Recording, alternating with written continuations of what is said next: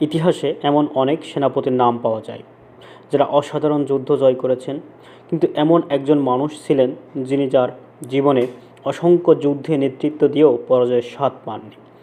তিনি এমন একজন বীর যার যুদ্ধ কৌশল আজও বিশ্বের বিভিন্ন সামরিক একাডেমিতে আলোচনার বিষয়। তিনি ছিলেন সেই সাহাবী যাহাকে মহানবী হজরত মুহাম্মদ সাল্লাল্লাহু আলাইহি সাল্লাম নিজ হাতে সাইফুল্লাহ অর্থাৎ আল্লাহর তরবারি উপাধিতে ভূষিত করেছিলেন।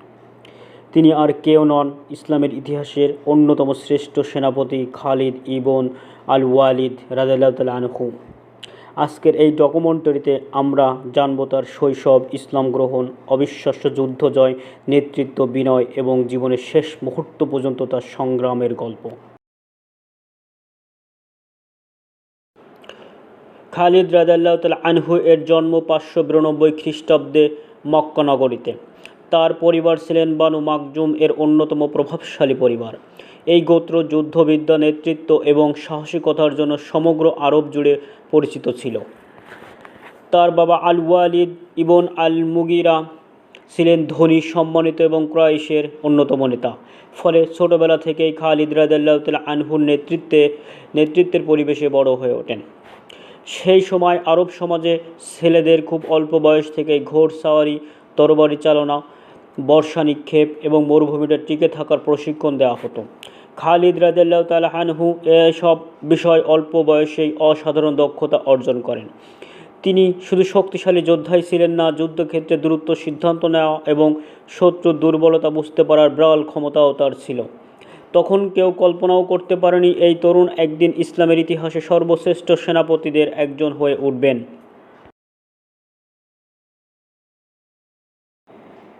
ইসলামের প্রথম যুগে খালিদ রাদিয়াল্লাহু তাআলা আনহু মুসলিম ছিলেন না।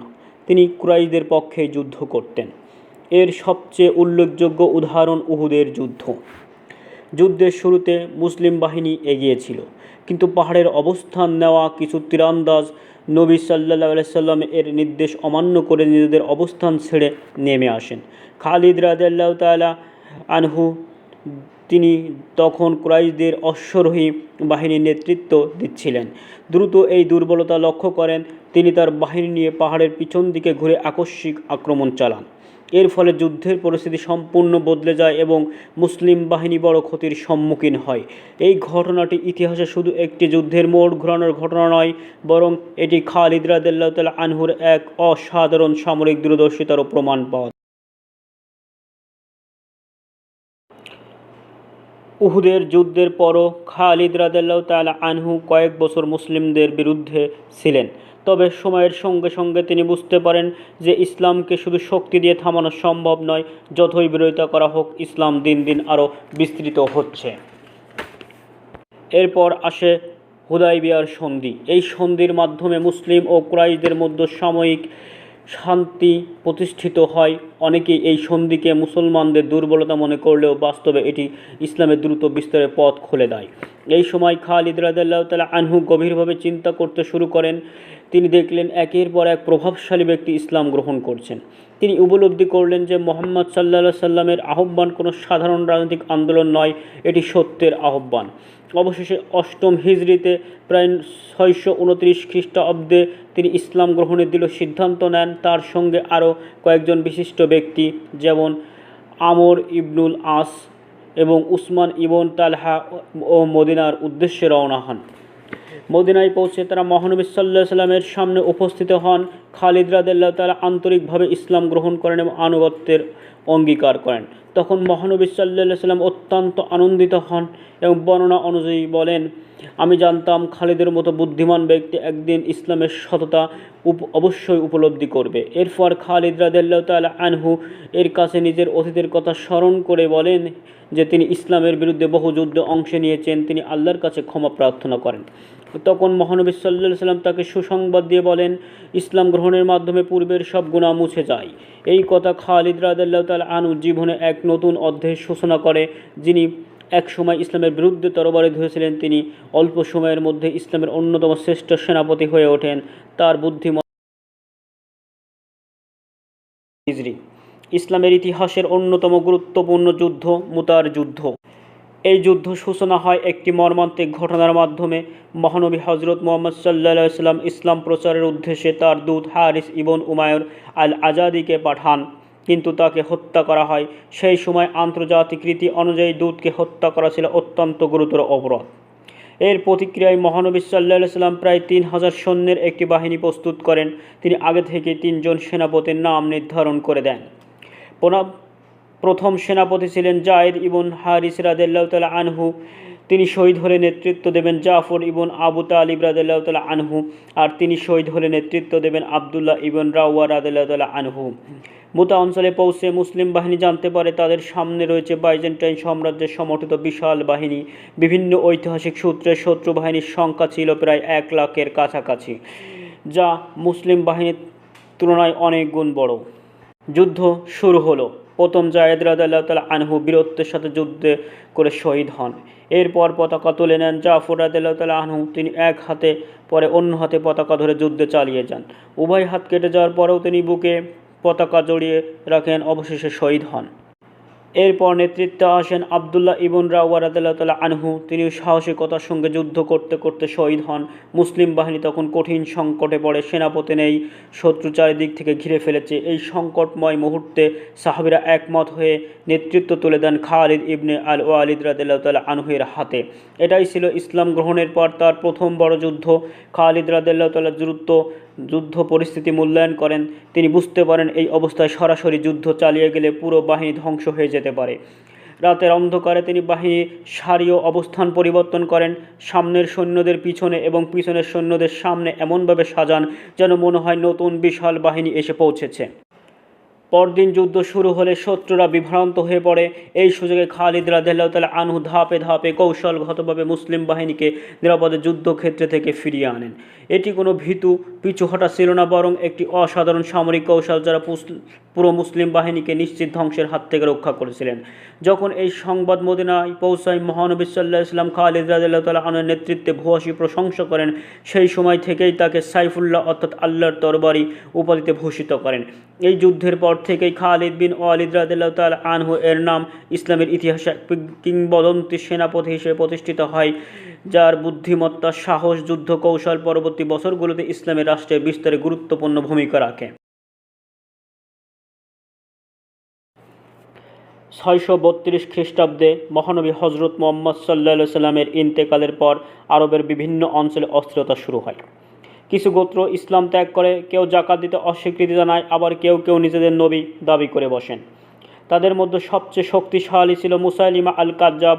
তিনি মধ্য আরবের ইয়ামামা অঞ্চলে বিশাল অনুসারী গড়ে তুলেছিলেন। আবু বকর সিদ্দিক রাদিয়াল্লাহু তাআলা আনহু মুসলিম রাষ্ট্রকে রক্ষা করার জন্য খালিদ রাদিয়াল্লাহু তাআলা আনহুকে ইয়ামামায় পাঠান। যুদ্ধের শুরুতে মুসলিম বাহিনী কঠিন প্রতিরোধের মুখে পড়ে। অনেক হাফেজ কুরআন ও সাহাবী শহীদ হন। এক পর্যায়ে যুদ্ধের পরিস্থিতি মুসলিমদের জন্য উদ্বেগজনক হয়ে ওঠে। খালিদ রাদিয়াল্লাহু তাআলা আনহু দ্রুত বাহিনীকে পুনর্গঠন করেন। তিনি বিভিন্ন গোত্রকে আলাদা ইউনিটে ভাগ করেন এবং শৃঙ্খলা ফিরিয়ে আনেন। এরপর মুসলিম বাহিনী নতুন উদ্যমে আক্রমণ চালায়। শেষ পর্যন্ত শত্রুরা একটি বিশাল বাগানের আশ্রয় নেয়।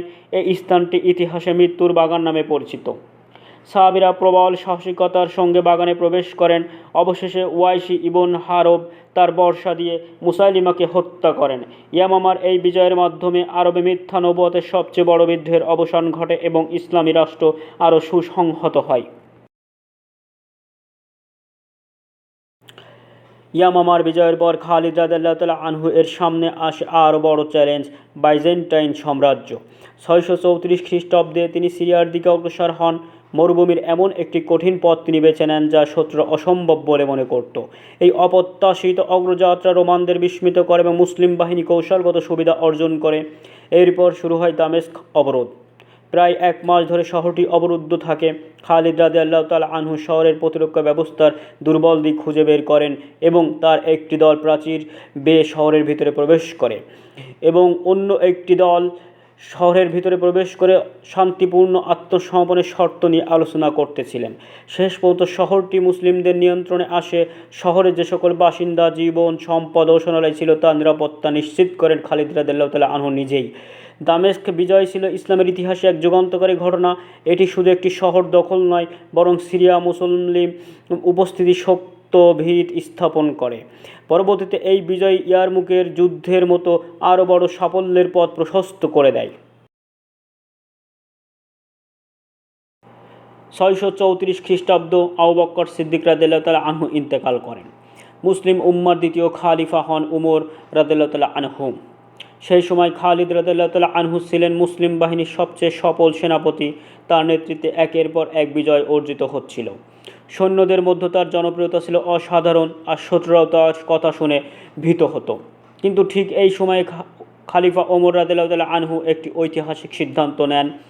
তিনি খালিদ রাদিয়াল্লাহু তাআলা আনহুকে প্রধান সেনাপতির পদ থেকে অপসারণ করে তার স্থানে আবু উবাইদা ইবন আল জাররাহকে নিয়োগ দেন। অনেক অবাক হয়ে যান। প্রশ্ন ওঠে, এত সফল একজন সেনাপতিকে কেন সরিয়ে দেওয়া হলো? ঐতিহাসিক সূত্রে উল্লেখ আছে, ওমর রাদিয়াল্লাহু তাআলা আনহুর উদ্দেশ্য ছিল খালিদ রাদিয়াল্লাহু তাআলা আনহুকে ছোট করা নয়, বরং তিনি চেয়েছিলেন মানুষ যেন এই ধারণা না করে যে মুসলিমদের বিজয় কেবল একজন ব্যক্তির কারণেই আসে। তিনি স্পষ্ট করে বলেন, আমি খালিদকে কোনো রাগ বা অসাধুতার কারণে অপসারণ করিনি। আমি আশঙ্কা করছি মানুষ তার উপর অতিরিক্ত নির্ভরশীল হয়ে পড়বে, অথচ বিজয় আসে একমাত্র আল্লাহর পক্ষ থেকে। তবে এই সিদ্ধান্তে সবচেয়ে অনুপ্রেরণাদায়ক ছিলেন খালিদ রাদিয়াল্লাহু তাআলা আনহু এর প্রতিক্রিয়া। তিনি কোনো প্রতিবাদ করেননি, কোনো প্রতিক্রিয়া দেখাননি, কোনো বিদ্রোহ করেননি, এমন কোনো অভিযোগও তোলেননি। তিনি শান্তভাবে নতুন সেনাপতি আবু উবাইদা রাদিয়াল্লাহু তাআলা আনহু এর অধীনে একজন সাধারণ সৈনিক হিসেবে যুদ্ধ চালিয়ে যান। তিনি বলেছিলেন, আমি উমরের জন্য যুদ্ধ করি না, আমি আল্লাহর সন্তুষ্টির জন্য যুদ্ধ করি। এই ঘটনাটি প্রমাণ করে খালিদ বিন ওয়ালিদ রাদিয়াল্লাহু তাআলা আনহুর লক্ষ্য ক্ষমতা পদমর্যাদা ছিল না, তার লক্ষ্য ছিল আল্লাহর দ্বীনকে প্রতিষ্ঠাতা করা। এই কারণে তিনি শুধু একজন মহান সেনাপতি নয়, বরং বিনয়, আনুগত্য, আত্মত্যাগের এক উজ্জ্বল দৃষ্টান্ত। সেনাপতির পদ থেকে অপসারণের পরও খালিদ ইবনে আল ওয়ালিদ রাদিয়াল্লাহু তাআলা আনহু ইসলামের সেবায় নিজেকে নিবেদিত রেখেছিলেন। তিনি কখনো পদমর্যাদা বা ক্ষমতার জন্য যুদ্ধ করেননি। নতুন সেনাপতির অধীনেও তিনি একই নিষ্ঠা ও আনুগত্যের সঙ্গে দায়িত্ব পালন করেন। পরবর্তী সময়ে তিনি সক্রিয় সামরিক জীবন থেকে ধীরে ধীরে সরে আসেন এবং হোমস-এ বসবাস শুরু করেন। সারা জীবন তিনি অসংখ্য যুদ্ধে অংশ নিয়েছিলেন। তার শরীরে তরবারি, বর্শা, তীরের আঘাতের অসংখ্য দাগ ছিল। ইতিহাসে তাকে এমন একজন সেনাপতি হিসেবে স্মরণ করা হয় যিনি বহু কঠিন যুদ্ধের নেতৃত্ব দিয়েও কখনো পরাজিত হননি। কিন্তু যে মানুষটি সারা জীবন যুদ্ধক্ষেত্রে শহীদ হওয়ার আকাঙ্ক্ষা করেছিলেন, তার মৃত্যু আসে নিজের বিছানায় অসুস্থ অবস্থায়।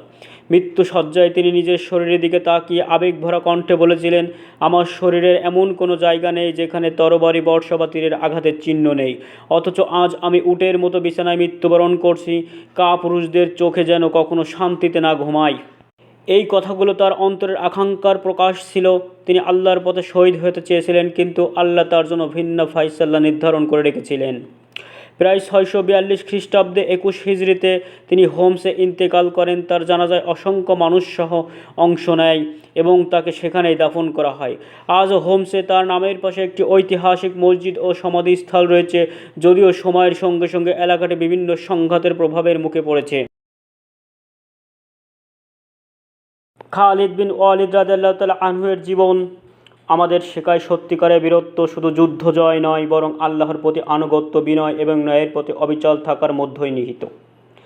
তিনি ছিলেন এমন এক সেনাপতি যার নাম শুনে শত্রুরা ভীত হতো, কিন্তু তিনি নিজে সর্বদা বিশ্বাস করতেন বিজয় আসে একমাত্র আল্লাহর পক্ষ থেকে। এই কারণে ইতিহাস তাকে শুধু একজন মহান যোদ্ধা হিসেবে নয়, বরং সাইফুল্লাহ, আল্লাহর তরবার হিসেবেই সম্মান করে এবং স্মরণ করে। আল্লাহ তাআলা আমাদের সবাইকে সাহাবায়ে কেরামের আদর্শ অনুসরণ করার তৌফিক দান করুন। আমিন।